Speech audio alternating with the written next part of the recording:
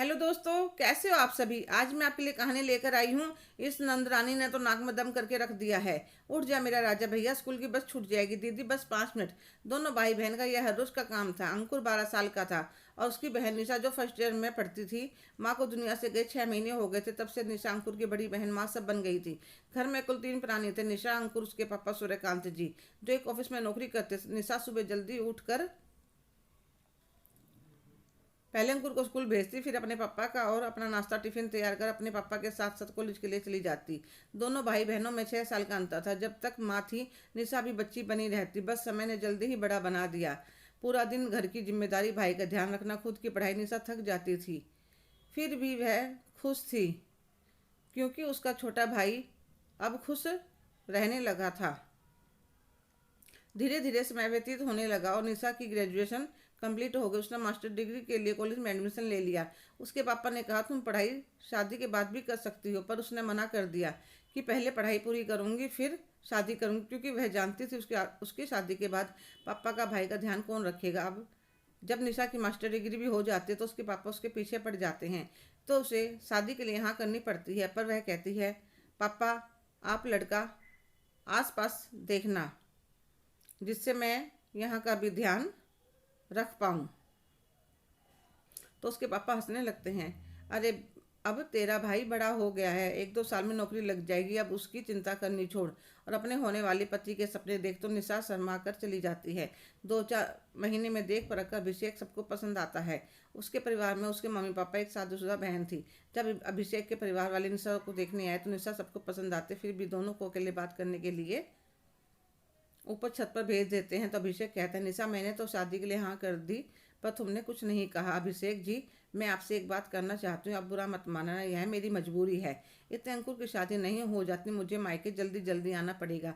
तो वह बोला ठीक है मुझे मंजूर है। तो रिश्ता पक्का हो जाता है। अंकुर भी अपनी दीदी की शादी के लिए बहुत खुश था, क्योंकि कितने सालों से वह अंकुर और घर के लिए अपने फर्ज निभाती आई थी। अपनी खुशियों के बारे में कभी सोचा ही नहीं था। 2 महीने के बाद शादी की तारीख निकलती है। निशा के ऊपर काम का बोझ काफ़ी हो गया था।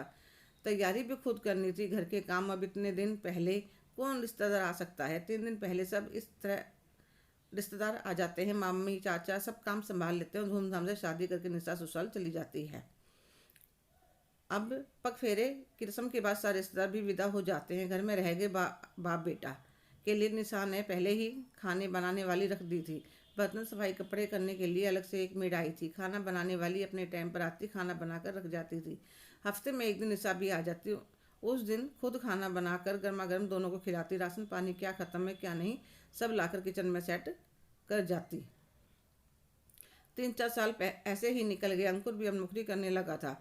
निशा भी एक बेटे की माँ बन गई। अब निशा और उसके पापा चाहते थे अंकुर की शादी हो जाए, तो उन्होंने जान पहचान में कह दिया था कि कोई अच्छी सी लड़की हो तो अंकुर के लिए बताना। कुछ दिनों बाद पूजा का रिश्ता अंकुर के लिए आया। पढ़ी लिखी छुई मुई बड़ी ही सुंदर थी पूजा। देखते ही सबको भागे। रिंग सेरेमनी के बाद सब शादी की तैयारी में लग गए। निशा अपनी भाभी के लिए साड़ियाँ, जेवर, मेकअप का सामान सब एक से बढ़कर एक लेके आई। शादी का दिन आया तो धूम धड़ाके से बारात निकाली और लड़की वालों के द्वार पहुंची। खूब हंसी मजाक करते हुए सारी विधियाँ पूरी हुई। पूजा को ब्याह कर अपने घर ले आए। निशा ने आरती करके पूजा को गृह प्रवेश करवाया, सारी रस्म में करवाई। धीरे धीरे सब रिश्तेदार विदा हो गए। पग फेरे के बाद चूल्हा पूजन की रस्में करवाई। पूजा ने बड़ा ही स्वादिष्ट खाना बनाया था। उसके बाद निशा भी विदा होकर अपने ससुराल आ गई। अब उसे मायके की चिंता नहीं थी, पर आदत लग चुकी थी हर हफ्ते जाने की। वह हर हफ्ते जाती। पूजा कोई भी काम करती तो उसे सिखाती, ये काम ऐसे करो। पूजा आराम से सुनती रहती। पर अब यह हर हफ्ते की बात हो गई थी। रोटी पराठे तक में घुसने लगी। तुम ऐसे बनाया करो, अंकुर को ऐसे अच्छे लगते हैं। एक दिन पूजा अपनी पसंद के पर्दे, बेडशीट, सोफे के कवर खरीद कर लाई और सारे घर के बदल दिए। उसने घर में और भी कहीं चेंज किए थे। निशा आई तो सारा सामान देख कर कहने लगी पूजा तुम्हें तो पैसे की कीमत ही नहीं है। कितनी मेहनत करता है अंकुर, और तुम उड़ाती फिरती हो और खरीद कर भी क्या लाई। अरे एक बार मुझसे पूछ लेती। 6 महीने हो गए थे पूजा को सुनते सुनते। आज वह फट पड़ी। क्या दीदी आपको भी हर बात में टोका टाकी करने की आदत पड़ गई है। क्या मैं अपने घर की अपने हिसाब से सजावट भी नहीं कर सकती। आपकी शादी हो चुकी है, आप अपने घर में खुश रहो और मुझे मेरे घर में खुश रहने दो, जब देखो सिर पर सवार रहती हैं। इतने अंकुर आ जाता है। वह पूजा को डांटता है तो वह कहती है, तुम्हें शादी नहीं करनी चाहिए थी, पूरा दिन दीदी दीदी के नाम की माला जब फेरते रहते हो। माना कि जब तुम छोटे थे उन्होंने घर संभाला था, पर अब मैं आ गई हूँ तो अपने ससुराल में टिक कर क्यों नहीं रहती। निशा के पापा काफ़ी दिनों से देख रहे थे, उन्हें पहले ही आशंका थी कहीं घर में क्लेश ना हो जाए। आज उनका डर सच भी हो गया, पर वह भी क्या करे। जिस बेटी ने घर को इतने साल संभाला उसको कैसे कहे कि अब यह पराया हो चुका है। पूजा घर की बहू है, उसे भी अपने अधिकार मिलने चाहिए। निशा अपने ससुराल चली जाती है, किसी को कुछ नहीं बताती, पर उसकी सासू माँ उसको देखकर समझ रही थी कि मायके में कुछ ना कुछ हुआ है। एक दिन सासू माँ प्यार से सिर पर हाथ रख कर कहती है, निशा बेटा क्या हुआ।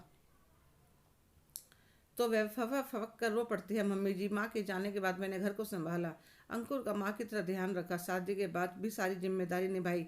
और वह कल की आई कहती है, मेरा घर है। तो सासू माँ कहती है, ठीक है तो कह रही बेटा, वह उसका घर है, तुम्हारा मायका है, तुमने अपनी जिम्मेदारी बखूबी निभाई, पर तुम्हारा घर तो यह है, तुम्हारा परिवार यह है बेटा, ज़्यादा तानाकसी में आज भाई तो तुम्हारे साथ खड़ा है, कल वह भी खिलाफ हो जाएगा तो मायका छूट जाएगा। जब तक जो थी तुमने साथ दिया है, अब वह अपना देखे, तुम अपना देखो, जब जाओ तो इज्जत से जाओ, खाओ पियो खुश रहो। आज तुम्हारे पापा का दिल दुख रहा होगा, किसे कहें, बेटी से या बहू से। इतने में घर की बैल बजती, वह जाकर दरवाजा खोलते, गेट पर अंकुर और पूजा खड़े थे। देखते ही पूजा पैरों को छूकर माफ़ी मांगती है, दीदी प्लीज मुझे माफ़ कर दीजिए, पता नहीं उस दिन मैंने गुस्से में क्या कुछ बोल दिया। अंकुर भी सिर झुकाए खड़ा था। निशा दोनों को अंदर ले आती और कहती है, तुम्हारी गलती नहीं पूजा, मैं ही मायके का मुंह नहीं छोड़ पा रही थी। नहीं दीदी ऐसा मत कहिए, नहीं मैं किसी से नाराज़ नहीं हूँ। तो दीदी चलिए ना घर। हाँ आऊँगी, कल ज़रूर आऊँगी।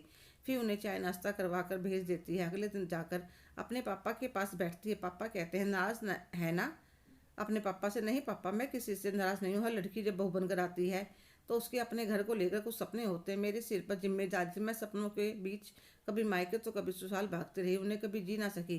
पर पूजा का पूरा हक है वह अपने सपनों को जिए। मैं अब ऐसे आया करूँगी जैसे सब बेटियाँ मायके आती हैं, और खूब नखरे उठवाऊँगी, बैठे बैठे हुक्म चलाऊँगी, खूब आराम करूँगी, क्योंकि लड़कियाँ मायके में आकर कैसे टेंशन फ्री रहती हैं, मैं भी वह ज़िंदगी जीऊँगी। हाँ बेटा क्यों नहीं। इतने में पूजा निशा की पसंद के भजिए और अदरक वाली चाय, सूजी का हलवा बना लाती है। लीजिए पापा जी, आप भी चाय लीजिए। लो पापा, आप मेरे साथ साथ आप भी भजिए का स्वाद लीजिए। माई के आखिर इतना सुख तो मिलना ही चाहिए। तो सब हंस पड़ते हैं। निशा के पापा के चेहरे पर संतोष था कि रिश्तों के धागों में गांठ पड़ने से बच गई। हेलो दोस्तों, कैसे हो आप सभी। आज की कहानी आपको कैसी लगी कमेंट करके ज़रूर बताइएगा। अगर आप मेरे चैनल पर नए हैं तो प्लीज़ लाइक शेयर सब्सक्राइब करना ना भूलें। धन्यवाद।